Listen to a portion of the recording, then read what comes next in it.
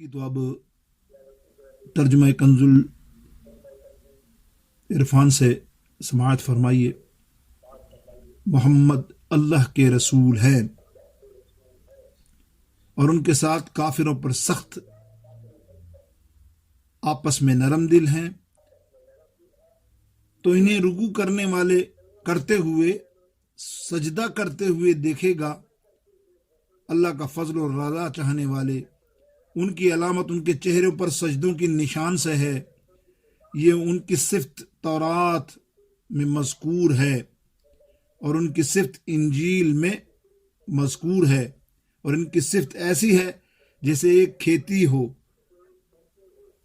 जिसने अपनी बारीक सी कोंपल निकाली, फिर उसे ताकत दी, फिर वो मोटी हो गई, फिर वो अपने तने पर सीधी खड़ी हो गई और किसानों को वो अच्छी लगती है। अल्लाह ताला मुसलमानों की ये शान इसलिए बढ़ाई है ताकि उनसे काफरों के दिल जलाए। अल्लाह ने इनमें ईमान वालों और अच्छे काम करने वालों से बख्शिश और बड़े बड़े सवाब का वादा फरमाया है। यह आयत करीमा तमाम मुफस्सिरीन का मुतफ़क़ है कि ये सहाबा किराम रिज़वानुल्लाह ताला अलैहि अजमाइन के बारे में नाजिल हुई। आइए इसका मफ़हूमी तशरीह, इसकी शरह करते हैं, कोशिश करते हैं कि आयत के हिसाब से इंशाअल्लाह ताला कोशिश करेंगे कि हम आयत बायत इसका तर्जुमा कर सकें। अब देखिए, अल्लाह ताला जल्ल शानहू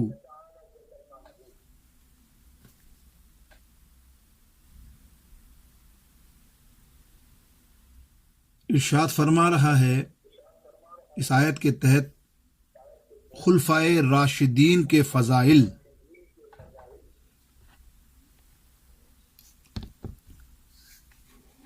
जिसमें आयत का पहला हिस्सा है मुहम्मदुर रसूलुल्लाह। यह हिस्सा मेरे आका अलैहि सलाम की तसल्ली के लिए नाजिल फरमाया गया। कुफार कुरैश ने सुलह हुदैबिया के मौके पर सुलहनामा जो लिखा और वो लिखने ना दिया इस आयत के तहत कि हम मोहम्मद को रसूलुल्लाह सल्लल्लाहु अलैहि वसल्लम नहीं मानते। अल्लाह ताला ने ये बताया, ये नहीं मानते तो ना माने। अल्लाह तो कहता है ना, अल्लाह फरमाता है ना मुहम्मदुर रसूलुल्लाह, तो फिर आपके असहाब की सिफ्त बयान की गई बाद में। यानी यहाँ मुफ्ती अहमद यार खान साहब नईमी रहमतुल्लाह ताला अलैह एक अच्छा नुक्ता लाए हैं। आप फरमाते हैं कि अगरचे हुजूर अलैहिस्सलाम की सिफात बहुत सी हैं, लेकिन रब ताला ने उन्हें यहाँ रिसालत की सिफ्त से याद फरमाया और कलमात में भी यही वस्फ रखा। तो दो वजह से, एक ये कि हुजूर अलैहिस्सलाम का ताल्लुक रब अज़्ज़ जल से भी है और मखलूक से भी है।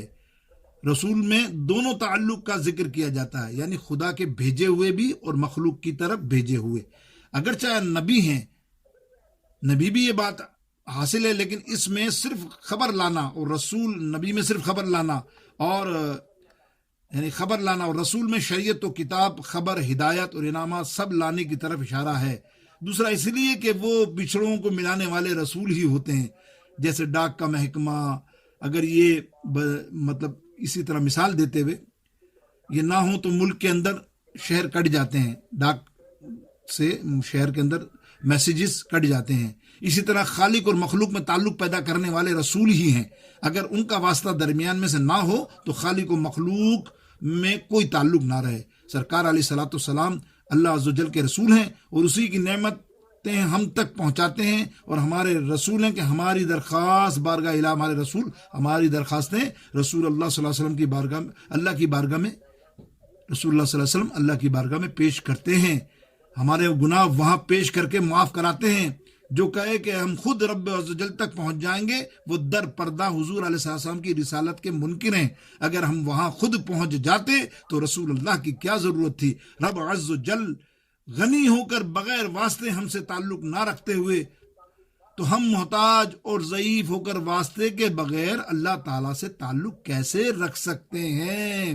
یہ مفتی احمد یار خاصم شان حبیب الرحمان صفحہ نمبر 218 پر آپ نے یہ بیان کیا. اب دیکھیے آگے والذین معہ، اب وہ اس کی صفت میں علماء مفسرین کیا فرماتے ہیں، یعنی آگے سب اصحاب کی صفتیں بیان فرمائی ہیں. کفار پر بہت سخت ہیں. حضرت ابن عباس نے فرمایا اہل حدیبیہ کفار پر بہت سخت تھے، جیسے شیر جنگل کے جانور پر سخت ہوتا ہے، اور آپس میں نرم دل، یعنی جس دل میں وہ کفار پر سخت ہوتے ہیں اس حال میں بھی ایک دوسرے کے ساتھ محبت کرتے ہیں. مخاطب یہ تھا کہ تو ان کو رکوع کرتے ہوئے سجدہ کرتے ہوئے دیکھتا، یعنی وہ بہت زیادہ عبادت کرنے والے ہیں، کثرت سے نماز پڑھنے والے ہیں، اللہ تعالیٰ سے جنت، اللہ تعالیٰ انہیں جنت، اللہ رب العالمین کی بارگاہ اقدس میں وہ جنت اور اس کی رضا کے طلبگار رہتے ہیں. اب تفسیر یہ ہے والذین معہ سے مراد حضرت ابوبکر صدیق ہے، کیونکہ ایمان لانے کے بعد اسلام کی تبلیغ کرنے میں حضرت سیدنا صدیق اکبر مع ساتھ تھے. حضرت ابوبکر کی تبلیغ سے حضرت عثمان غنی اسلام لائے رضی اللہ تعالیٰ عنہ، حضرت طلحہ، حضرت زبیر رضی اللہ تعالیٰ عنہ ایمان لائے، اسلام لائے. اسلام کی مدافعت میں وہ آپ کے ماں تھے، سفر ہجرت میں آپ کے ماں تھے، غار ثور میں سرکار کے ماں تھے، خبر میں رسول اللہ صلی اللہ علیہ وسلم کے آپ ابوبکر صدیق ماں ہیں، قبر میں بھی ماں ہیں، قبر سے اٹھنے میں بھی ماں ہوں گے، اور دخول جنت میں بھی آپ کے ماں ہوں گے. اور رسول اللہ صلی اللہ علیہ وسلم جس کے ساتھ آپ کی معیت کا حال یہ ہو کہ کسی کو بھی حاصل نہیں ہے. اب آپ دیکھیے اگلی حصے کی طرف، آیت کریمہ کے اشدہ علی الکفار، یہ حضرت عمر فاروق رضی اللہ تعالی عنہ جو سخت کفار پر سختی کرتے تھے ہونا مشہور ہے آپ کے بارے میں. تو ایک شخص نے رسول اللہ صلی اللہ علیہ وسلم کا فیصلہ ماننے میں تعامل کیا تو حضرت عمر نے اس کی گردن اڑا دی. یہ ان کے مزاج میں کفار کا پر سختی کا تقاضا ہے. انہوں نے قریش مکہ سے صلح کرنے میں بھی معاملے میں بھی بہت تردد کیا. اسی طرح جب رسول اللہ صلی اللہ علیہ وسلم عبداللہ بن ابی کے نماز جنازہ منافق رئیس المنافق کی نماز جنازہ پڑھانے کے لیے نکلے تو اس موقع پر بھی اس نے آپ سے بحث کی حضرت عمر نے. تو یہ اشدہ علی الکفار. اب دیکھیں رحمہ، اگلی دفعہ دیکھیں گے آپ کہ رحمہ بینہم، یہ حضرت عثمان غنی رضی اللہ تعالیٰ عنہ، کیونکہ آپ بہت نرم دل تھے. جب مسجد نبوی میں مسلمانوں کے لیے جگہ کم تھی تو آپ نے مسجد نبوی کو توسیع کی. مسلمانوں کے لیے میٹھے پانی کا کنواں نہیں تھا، وہ روما نامی کنواں خرید کر مسلمانوں کے لیے وقف کیا. غزوہ تبوک کے لشکر کے لیے 300 اونٹ سے زیادہ ساز و سامان مال مہیا کیا. خود جان پر کھیل گئے لیکن اپنی حفاظت کے لیے مسلمان فوجوں کو بلانے کی اجازت نہیں دی. دیکھا آپ نے. اب یہ رحمہ بینہم کے بعد اب آتا ہے رکعن سجدہ. یہ حضرت مولا علی رضی اللہ تعالیٰ عنہ جن کی اکثر راتیں رکوع اور سجدوں میں گزرتی تھی، سجدوں کی پیشانی سے پر نشان پیشانی پر آ جاتا تھا، اسی لیے فرمایا سجدوں کے اثر سے ان کی پیشانی پر نشان ظاہر ہوتا تھا. اسی لیے اس اگلی آیات میں آپ دیکھیں گے کہ معنی علامت ہیں، یعنی ان کے چہرے سے شب بیداری، تہجد گزاری جھلکتی ہے. حدیث پاک میں آتا ہے، حضرت جابر بن رضی اللہ تعالیٰ عنہ بیان کرتے ہیں کہ رسول اللہ صلی اللہ علیہ وسلم نے فرمایا جو رات کو بہت نمازیں پڑھتا ہے تو صبح اس کا چہرہ بہت حسین لگتا ہے. سنن ابن ماجہ حدیث نمبر 1333. امام بصری فرماتے ہیں یہ سفیدی جو قیامت کے دن ان کے چہرے پر نظر آئے گی. اور اس حدیث میں بھی ہے کہ ابو ہریرہ رضی اللہ تعالیٰ عنہ بیان کرتے ہیں کہ سرکار علیہ الصلوۃ والسلام نے فرمایا جب اللہ تعالیٰ بندوں کے درمیان فیصلے سے فارغ ہو جائے گا اور یہ ارادہ فرمائے گا کہ اپنی رحمت سے بندوں کو دوزخ سے نکالے، تو فرشتوں کو حکم دے گا جو اللہ تعالیٰ کے ساتھ بالکل شرک نہیں کرتا اس کو دوزخ سے نکال لے اور ان پر رحم کرنے کا ارادہ فرما لے. اور جو اللہ اکبر ایسے لوگ جن کے نمازیں، سجودیں، پیشانیاں روشن ہوں گی، چمکتی ہوں گی، ان کو سجدوں کے نشان سے پہچان لیں گے، اور آگے ان ابن آدم کے سجدوں کو پہچان کر ان تمام اللہ تعالیٰ ان پر دوزخ کی آگ حرام کر دے گا. وہ سجدے کے نشان، وہ جو دو سجدے پیشانی کے درمیان سجدوں کے نشان، سبحان اللہ، آپ دیکھتے ہیں. یہ بات مسند امام احمد بن حنبل رضی اللہ تعالیٰ عنہ اپنی کتاب میں لائے ہیں. اب دیکھیں، شہر بن جوشب نے کہا کہ سجدے کا نشان ان کے چہروں پر اس طرح چمک رہا ہوگا جیسے 14ویں کا چاند آسمان پر چمکتا ہے. حضرت ابن عباس اور مجاہد دنیا میں ان کی علامتوں کا اچھے اخلاق اور دیگر معاملات میں خشوع اور تواضع بیان فرماتے ہیں. فرماتے ہیں میں نے مجاہد سے اس آیت کے بارے میں معلوم کیا، کیا یہ وہ نشان ہے جو آدمی کو دو آنکھوں کے درمیان میں ہوتا ہے؟ تو انہوں نے کہا نہیں، بعض اوقات انسان کی دو آنکھوں کے درمیان سے گڈھا سا ہو جاتا ہے، حالانکہ اس کا دل پتھر سے زیادہ سخت ہوتا ہے، لیکن وہ خشوع اور وضو کی کثرت سے ان کے چہرے پر عین نور ہوتا ہے. یہ صفات اعلیٰ میرے مولا علی کی بات ہو رہی، یہ تو ہو رہی ہے، لیکن یہ عام مسلمان جو نماز کی بات ہو رہی، نماز میں تو مولا علی کا کوئی مثال ہی نہیں صحابہ میں. اب دیکھتے ہیں، آپ سنتے رہتے ہیں روایتیں کہ کس طرح تیر نکالا نماز کی حالت میں اور کوئی احساس ہی نہیں ہوا. تو مولا علی کی نماز کا کمال ہے. لیکن یہاں یہ امت کو بتایا جا رہا ہے کہ امت کے ایسے نمازی جن کا آخرت میں کیا مقام ہوگا، جو خشوع و وضو کے ساتھ با وضو، اچھا وضو کر کے اور نماز کے لیے نکلتے ہیں، اور ان کی پیشانی پر جو نشان ہوتا ہے، تو ظاہر وہ ایک تو بناوٹ سے بنانے والی کی بات نہیں ہو رہی. اللہ، وہ جو اللہ جانتا ہے جس کی نیت ہے، خود بخود انشاءاللہ اللہ تعالیٰ اس کو. اب دیکھیے نا، ابن جریج رضی اللہ تعالیٰ رحمۃ اللہ تعالیٰ علیہ فرماتے ہیں کہ وہ ان کے چہروں پر وقار اور تر و تازگی ہے. ایک اور مفسر فرماتے ہیں وہ رات کے قیام کی وجہ سے ان کے چہروں کی زردی ہوتی ہے، چہرہ ایسا لگتا ہے، زرد سا لگتا ہے. حسن کہتے ہیں یہ وہ لوگ ہیں جب تم ان کو دیکھو تو یہ گمان کرو کہ وہ بیمار ہیں، حالانکہ وہ بیمار نہیں ہیں. آئیے اس کے بعد آگے ذکر ہوا تورات اور انجیل کا اس آیت کریمہ میں، کہ ان کی صفاتیں تورات میں بھی ہیں. اس کو یوں بھی پڑھ سکتے ہیں کہ ان کی یہ صفات تورات انجیل میں ہیں، یوں بھی پڑھ سکتے ہیں کہ تورات پر وقف کی گیا ہے، یعنی تورات پر وقف کیا جائے اور انجیل میں اس کی یہ صفات ہے. حضرت عبداللہ بن عباس رضی اللہ تعالیٰ عنہ نے فرمایا یہ دو مثالیں ہیں، ایک تورات میں ہے اور دوسری انجیل میں ہے.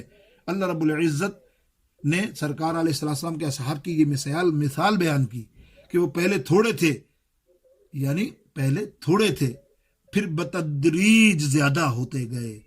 نبی علیہ السلام نے جب ابتدا لوگوں کو دین اسلام کی طرف بلایا تو پہلے ایک ایک کر کے آپ کو دعوت دی، لبیک کہتے رہے، حتیٰ کہ آپ کا دین بہت قوی ہو گیا.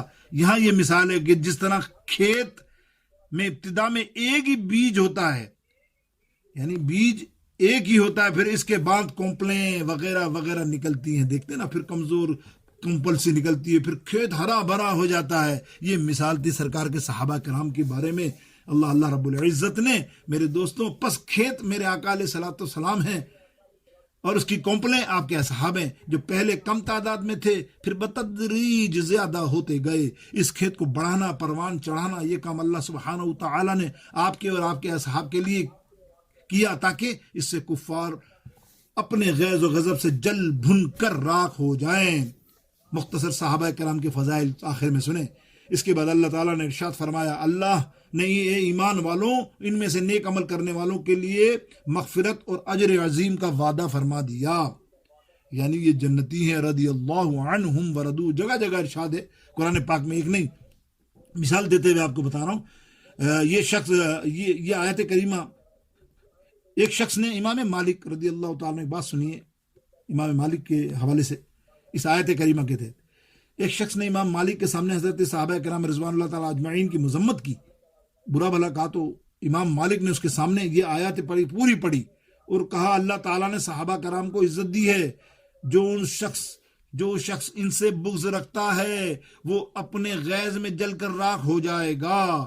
اور ایک آیات سورہ فتح 18، اللہ ان مومنوں سے راضی ہو گیا جو درخت کے نیچے آپ سے بیعت کر رہے تھے، یہ بھی وہی اکثر صحابہ نہتے تھے اس میں، ان کے پاس ہتھیار نہ تھے، وہ احرام باندھے ہوئے تھے، ان کا پڑاؤ وہاں سے 2.5 میل دور مسافت پر تھا، دشمن کی سرحد پر کھڑے، ایسے میں سرکار علیہ السلام کے ہاتھ میں بیعت کی سب نے تا حیات لڑنے کی، اور یہ ظاہر عقل اور خرد کے خلاف تھا، لیکن وہ اسلام اور پیغمبر سے محبت کرنے والے میں سرشار تھے اور موت اور حیات سے بیگانہ تھے۔ تبھی اللہ تعالیٰ نے فرمایا اللہ رضی اللہ قد رضی اللہ، کہ یہ میں اللہ ان سے راضی ہو گیا اور یہ اللہ سے راضی ہو گئے۔ اگر خدا نہ خواستہ رسول اللہ صلی اللہ علیہ وسلم کے وصال کے بعد، جسے ایک بدعقیدت جو صحابہ سے بغض رکھتا ہے وہ کہتا ہے کہ تمام صحابہ مرتد ہو جاتے نہ ہو گئے، اللہ نہ کرے، اللہ نعوذ باللہ میرے نبی خاک، اور جو یہ بولتے ہیں اللہ تعالیٰ ان کو بھی ہدایت دے۔ اللہ تعالیٰ علام الغیوب ہے، وہ ان سے کبھی راضی نہ ہوتا۔ اگر وہ پہلے اللہ کو معلوم تھا کہ یہ سب مرتد ہو جائیں گے تو پھر کیسے کہتا کہ مرتد ہو جائیں گے؟ اللہ اکبر۔ اللہ تعالیٰ یعنی 100 میں مہاجرین انصار ان کے متابعین کے بارے میں فرمایا اللہ ان سے راضی ہے، یعنی مہاجرین اور انصار دونوں کے بارے میں۔ یہ آیت رافضیوں کو اس عقیدے کی جڑ کاٹ دیتی ہے کہ وہ کہتے ہیں کہ صحابہ نفاق کے وجہ سے حضور کے ساتھ تھے، اور آپ کے وصال کے بعد 6 صحابہ کے سوا باقی صحابہ مرتد ہو گئے، استغفر اللہ، لا حول ولا قوت معاذ اللہ، اور کفر کی طرف لوٹ گئے۔ یہ ان کا غلط پروپیگنڈا، آج یہی معاملہ چل رہا ہے۔ اللہ تعالیٰ اپنے حبیب کے صدقے ہم کو صحابہ کرام کی عظمت اور توقیر نصیب فرمائے۔ لہٰذا تمام صحابہ کرام عدول ہیں، اللہ تعالیٰ کے اولیاء اور اصفیاء ہیں، نبی اور دین اور رسول کے تمام مخلوقوں سے، یعنی نبی علیہ السلام کے بعد، تمام انبیاء کرام کے بعد، تمام انبیاء اور رسولوں کے بعد تمام مخلوق سے افضل ہے۔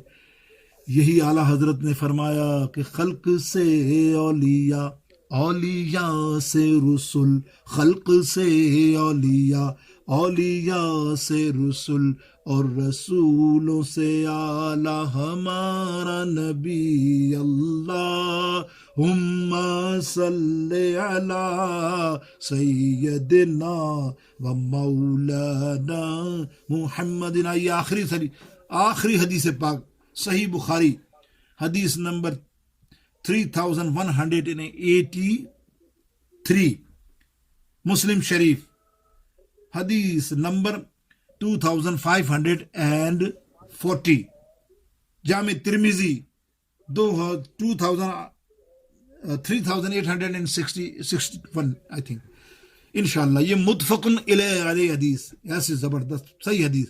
حضرت ابو سعید خدری رضی اللہ تعالی عنہ راوی ہیں۔ یہ درج ذیل حدیث بیان کر رہا ہوں آپ کے سامنے، اس میں تائید ہوتی ہے صحابہ کی کہ صحابہ کیسی عظمت والے ہیں۔